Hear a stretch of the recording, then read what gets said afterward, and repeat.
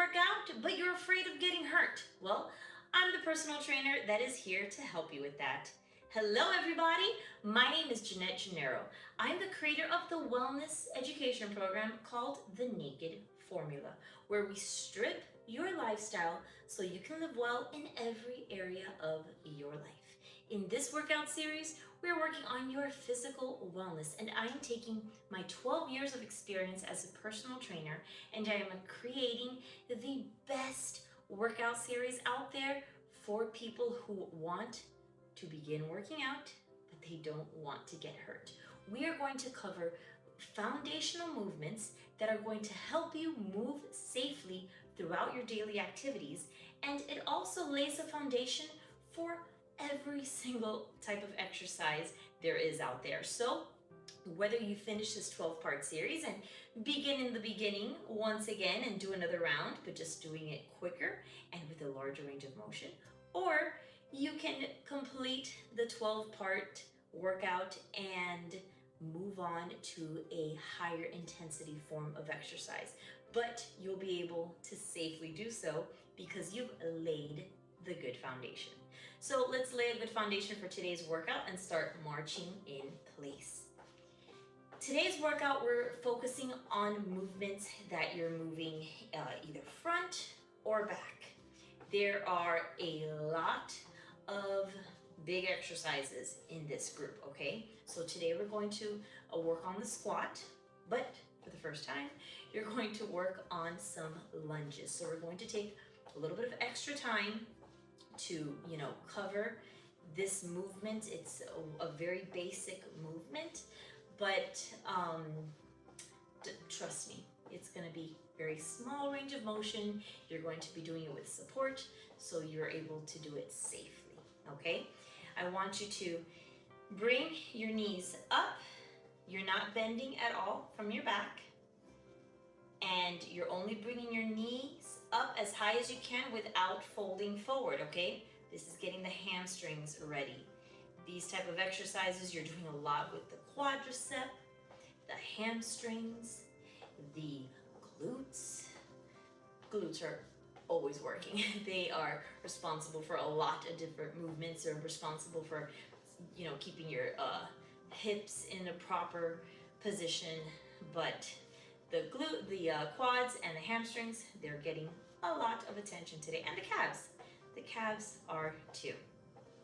So the first set of exercises that we're going to do is working on the squats. Now, whether you realize it or not, you squat every single day of your life. Every time you sit up and you stand up, you're doing a squat. But as I've told you before, the question is, are you doing it correctly? So I'm gonna grab one of my dining chairs for today's workout, and you're gonna keep it around for the work with the lunge as well. So you're going to be seated at the edge of your chair.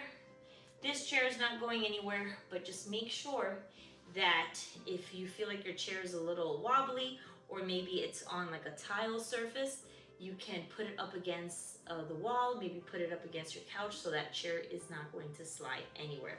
The chair is doing two things. It is keeping you in the right form, but it's also keeping you safe in case you lose your balance. You're just gonna sit right back down and onto that chair. So the next thing you're gonna do is look down at your feet, making sure your ankle is underneath your knees.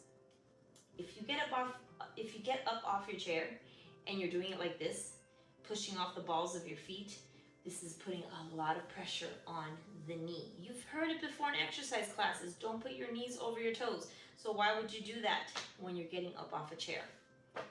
So making sure your knee is underneath of that toe, core tucked in nice and tight. Try your best to not let your chest lean forward and scoop up because it's gonna hurt your lower back. If you need to push off the arms of your chair, if you have any, or maybe push off a little bit of your thighs, you can do so. But keep in mind that you want to try to keep that chest lifted. And the last thing you're gonna do, press off your heels. Okay, a little trick that I like doing with my in-home clients is I put my fingers underneath their toes. That way they won't press down on their toes and they'll press down on the heels. Activates the glute and keeps your knees from shifting forward. So let's go ahead and practice. Go ahead and stand up. You have 20 seconds and you're going to do as many of these squats as you can. As you sit back down, your glutes are reaching back towards that chair, okay? So this is what I don't want. And the chair is gonna stop you from doing this. But what I don't want is this. This is not a squat. Those knees going forward like this, that's not what you want. You want those knees to kind of stay in place and your hips are what's shifting back, okay? Hips shift back, knees are happy. Knees shift forward, hips stay in place, knees not happy, okay? So you're going to get up and sit down as many times as you can in 20 seconds. And guess what? That may just be one time and that's perfectly fine. You are going for quality here, not quantity, okay? Now let's break down the lunge movement. Let me start off by pointing out I will be switching the position of my chair, but that's just so you guys could take a look at the side that we're working on. But at home, you could work on one side and then, just go right over to the other side, okay? So, the lunge. First thing about doing a lunge safely is I want you to start off by stepping back. If you step forward, you're going to naturally want to take that momentum and it's going to put pressure on your knee and it's not going to be great. Does that mean you can never do walking lunges? Of course not. Once you've got the right foundation, you can go ahead and do more complex variations of the lunge. But for today, I want you to think about stepping back. Your feet are not going to move from this position, okay? A real, a traditional lunge movement, you know how to place your feet by standing or kneeling down, and then where your foot is in the back, that's your goal. But guess what? That's really, really a wide stance for beginners, and so don't do this, but that's going to put a lot of pressure on the quadricep to have to, be this wide. So we're not going to be this wide today, okay? So I want you to think about sliding back so that you're feeling a tiny little bit of, a little bit of a stretch, but you're in control. You shouldn't feel anything too crazy here in your back. The chair's here for support. You're gonna hold on to that chair the whole time. We're taking a long time with this today because there's a lot going on here, okay? So step by step, we're gonna make it. Your body weight is going to be balanced between the front foot and the ball of the back foot. And the key to doing this correctly is bending that knee, okay? When you bend that back knee, you're able to slide down. If you slide down, you are able to keep your front knee in place, okay? The second that you start doing this, that's not ideal for that knee. And look what happens. The back leg isn't bending. So you're bending that back knee, okay? This is asking a lot for the quad and the hamstring, and in the standing leg, you're pressing off your heel, just like we did for the squats. Think about if I have my fingers underneath your toes, that way those toes lift up a little bit, and you're really pressing hard through that other side. So we're only doing as many as you can. Even if that's too much, bringing your leg a little bit more, okay?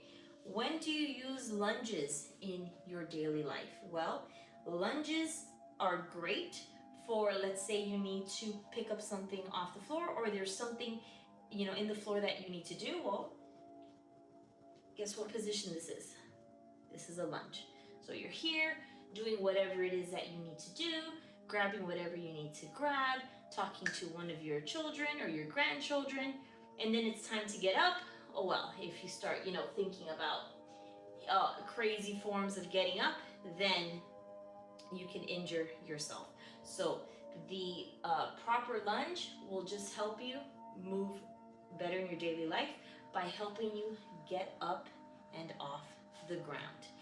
And if, which there's plenty of people in the population that getting down on the floor and getting back up again, that's just not gonna happen. That's perfectly fine.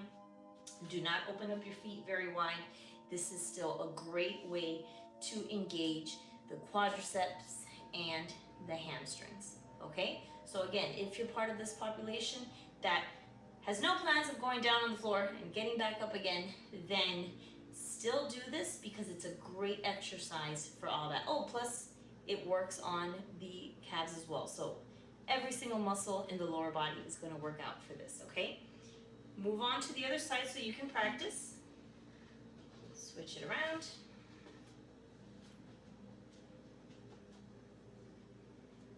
Okay, so I want those toes to always point to the front.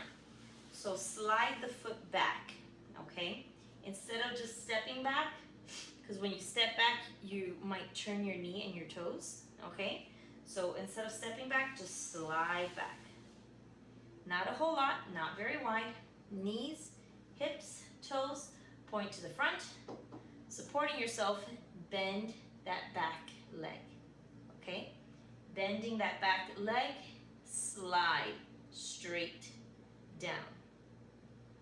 Little by little, working on being able to do a full lunge or keeping it right here no matter how many rounds of these workouts you do. Why keeping it right here? Well, because it's still a really great workout for the muscles of the lower body. If you have any questions about these, I know this is very complex, a little bit extra complex for today's workout. Please let me know your questions in the comments. Okay, and the last one for this round, no chair for this one, you're going to be tapping behind you. What is happening as I am tapping back? I'm leaning forward a little bit. Am I leaning forward because I'm bending my back? Nope. I'm leaning forward because I'm just bending at the hip on this opposite leg, okay?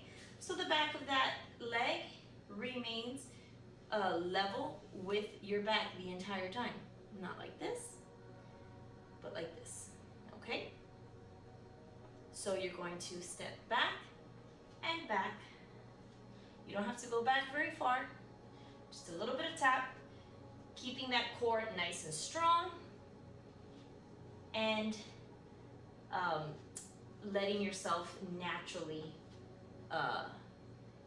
lean forward a little bit because you're bending at the hip, not at the back. 20 seconds on the clock. Let's begin with our squats. Feet a little wider than shoulder width apart. Knees stacked right over your ankles. Tight core for me. 3, 2, begin. Pressing off through your heels, off of your heels, I should say. Standing straight up and then letting your hips push back so you can aim for that seat. And rest. Get in position for your lunge. Slide back your foot. Stand up nice and tall and begin. Remember, bend that back knee so your front knee does not have to push forward. Slide straight down and up. You don't have to go down very low. You don't have to keep your feet rest. You don't have to keep your feet very far apart. A little goes a long way when it comes to lunges. Okay, switch.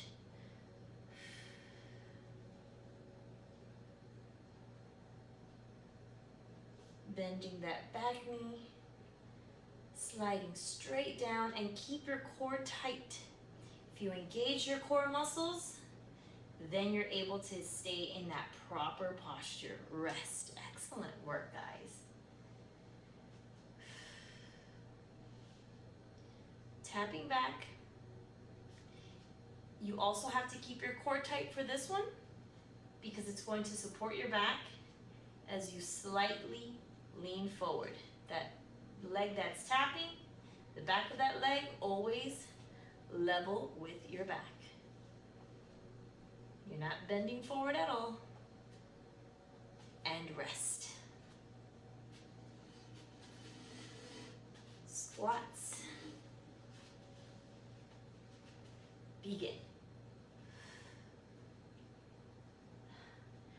Pressing hard through that heel so you wake up those glutes. Thinking about lifting up those toes a tiny little bit. Balls of your feet are still in contact with the floor. And rest.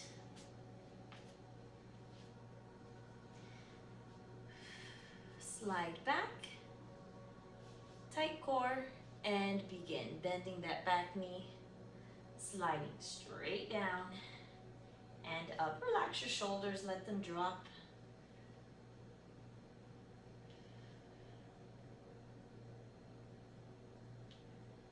This is extra challenging today. Go ahead and rest. I'm going to switch my chair, but again, you don't have to.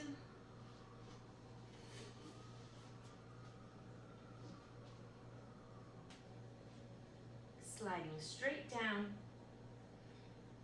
and sliding up. You may just be, moving about 2 inches.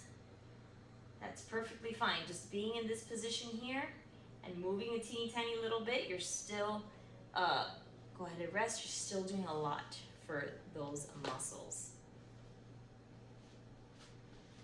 All right, begin tapping back.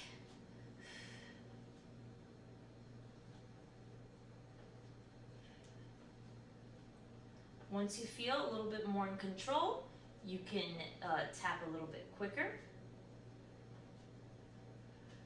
3, 2, and rest. So we're gonna move this chair out of the way. We're not gonna use it again until we stretch. But we have one more round of exercises that we're going to do. But before we begin that second round, take a moment and hit that like button for me and that subscribe button as well. As you know, it's completely free, but it really helps my channel grow. Now, we are completely full of complicated exercises today because, like I said, a lot of exercises are in this plane of motion where you're moving front and back, okay? This is actually called the sagittal plane. Okay, starting off with your feet right underneath your hip bones. This will help you pick stuff up off the ground, but actually it's a deadlift, okay? You are going to have a straight back for this the entire time. You're going to have a tiny little bend in the knee and a big bend in the hip. My back is completely straight. Guess what?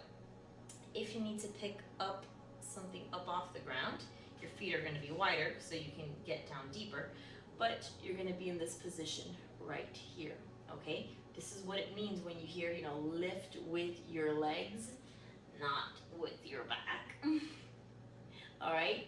You want to get down low, not by using your back, but by using your lower body, okay? So, for now, feet level with the hips. Another way to think about this is you have a rope tied right here around your hips, and that rope is pulling you back. As that rope is pulling you back, you're leaning forward, just a tiny little bend in the knee to keep you safe. So at the end of the movement, you're going to be looking down towards the floor. Don't feel like you have to bend, complete 90-degree angle at the hip, okay? But you're gonna end up looking at the floor. To come up off the movement, press through those heels, contract your glute as you shift your hips back in. You do not have to, tucking your tailbone at the end, or, push those hips forward extra. All of that stuff could, hurt your back. So just coming back to a neutral position, okay? So you're gonna push those hips back, look down towards the floor for me, press off those heels, contract those glutes, and come back in. So the most important thing I want you to focus on is keeping your back straight. So engage your core, bend at the hip. That's it. Foundation for a deadlift, but also the foundation for picking stuff up off the ground. In fact, if you're someone who has a hard time reaching for your toes, it could be because you're trying to reach for your toes by bending your back. Not only is this throwing your center of gravity off, but you're not getting very far. If you keep your back straight and bend at the hip, you can get a lot farther, okay? So let's go ahead, and I'm gonna stay in this position for the next one. We're going to kind of do like a rocking chair type of motion, okay? This is gonna do a couple things. It's going to ask a lot of your core to keep your torso nice and secure as you're shifting your weight from the front foot to the back. Remember earlier, I was talking about that back leg always in line? That's what you're doing here. So when your head is over the front foot, there's a little bend in the hip, but your back is straight. When your weight is in the back foot, head over the back foot, but your back is straight. Bending at the hip, straight back. In fact, your back is straight the whole time, but here there's no bend in the hip, and here there is. And your core is working hard to keep all that together. What are your upper body gonna do? What is your upper body gonna do? It's gonna push and pull. Push and pull, getting those muscles ready for these different type of activities where you're going to be using your bicep and your tricep. As you push and you're extending that arm, you're waking up those tricep, and as you pull, you're waking up those biceps and your back muscles. So push, keep those elbows hugging your side, back. Push and back. Practice the other side. Push and back. Little bend at the hip, no bend. Ooh, losing my balance. Speaking of which, this helps with your balance as well. All right. And the last exercise for this section, we're going to, I don't want to use the word kick. I want you to think about extending your foot. Because when we think about kick, we think, usually it's like just throwing the foot out there and that poor joint. So you are extending, but bringing it back. Okay, just as much energy you are using to bring it back nice and controlled, not just thinking about the movement being extending that leg and leaving it there. So you're going to shift to the side, bring up the knee just a tiny little bit, extend, back in, shift, extend, back in, shift, okay? Using your quadricep and your hamstring to control the movement of the knee. Your core has to be tight because you're shifting from side to side, okay? So starting from the top, our variation of the deadlift, tight core, pushing your hip back. Keep making sure your posture is nice and tall. Beginning in 3, 2, 1. Looking down at the floor for me, contracting those glutes, standing up nice and tall.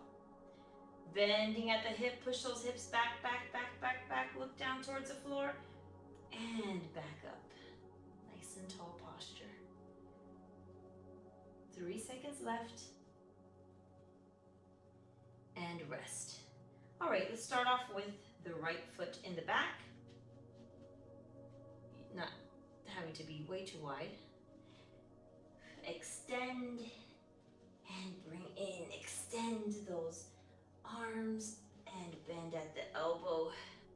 Core remains nice and tight, so your back leg and your spine are aligned the whole time.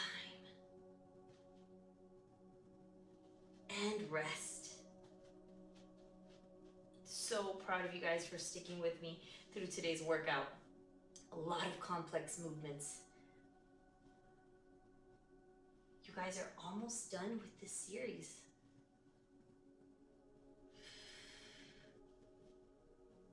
Tight core. 3 seconds left. And rest.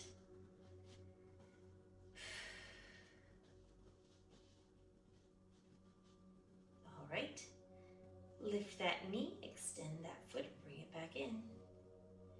Do not lift your knee until you feel secure over the standing leg.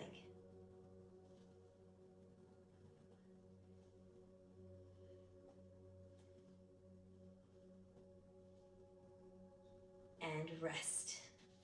One last time. 4 exercises and you're done for today. Tuck in that belly button, push those hips back. And contract those glutes as you come back to center.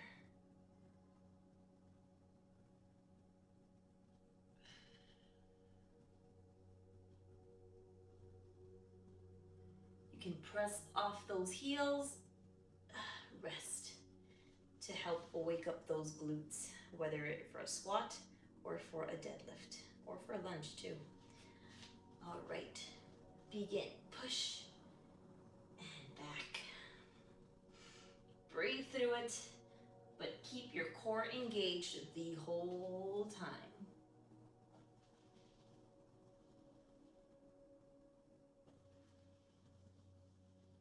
Three, 2, and 1. Switch sides.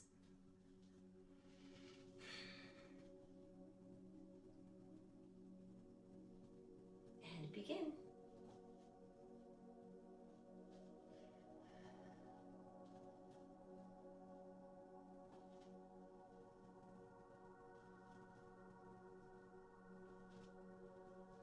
Good job. 3, 2, and rest. Here we go. You're at the home stretch. And begin.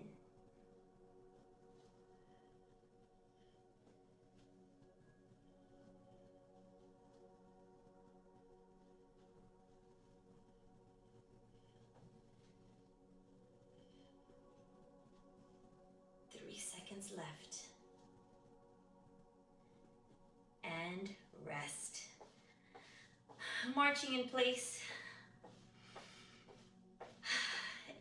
Encouraging your body to circulate your blood nice and evenly.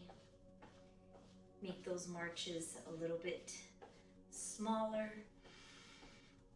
You're going to roll back your shoulders twice. Reverse directions, bringing your arms back and front. All right, I mentioned we were going to bring the chair back out for the stretches. And here we go. We're gonna use this chair to help us stretch our hamstrings. If you want to get a little bit deeper into the stretches, I usually focus on just one stretch per workout, just to kind of keep the workout shorter. But I have a video of 5 exercises that you should be doing, or stretches rather, that you should be doing every day. That is a great video to watch at the end of your workouts, or even if it's a day that you're resting and you're not working out, these stretches are great to do just after a nice warm shower to help you decompress and you know, keep those muscles nice and limber. Just like the squat, you are sitting at the edge of your chair. Unlike the squat though, your feet are level with your hip bones. So you're not keeping them wide for this one. First thing I'm going to have you do, you're going to sit up nice and tall. You're going to extend your right leg, okay? Your left foot, knee, is at a 90-degree angle, okay? If you're bringing it in too far, it's just not going to be very comfortable or sturdy. Now that your leg is extended, the next thing you're going to do is make sure your tailbone is pointed back towards the chair, okay? The last thing you want to do when stretching out the hamstring is have your tailbone tuck under. Why? Because you're not going to be doing anything for the hamstring. All you're going to be doing is stretching your lower back, possibly even pulling something in your lower back. Why is it so important to stretch out our hamstring? Well, because these poor hamstrings are so tight.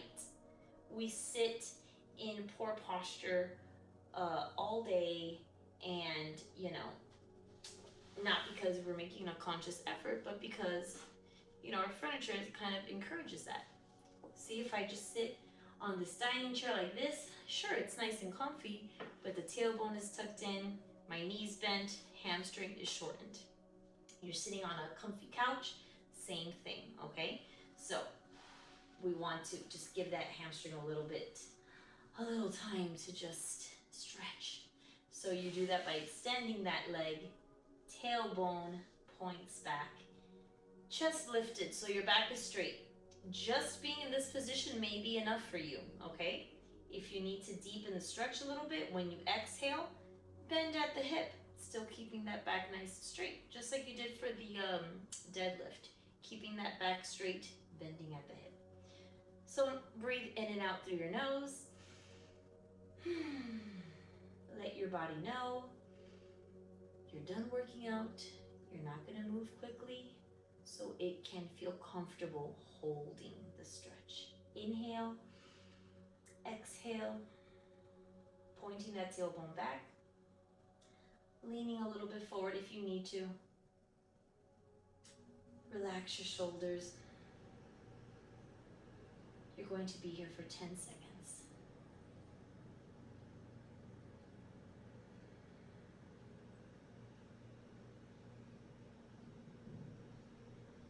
One last exhale. All right, bend the knee. Great. Switch sides, extend the other leg. Make sure you're sitting up nice and tall, tailbone points back. You can stay there, or you can lean a little bit forward if you'd like. But breathing in and out through your nose, just relax.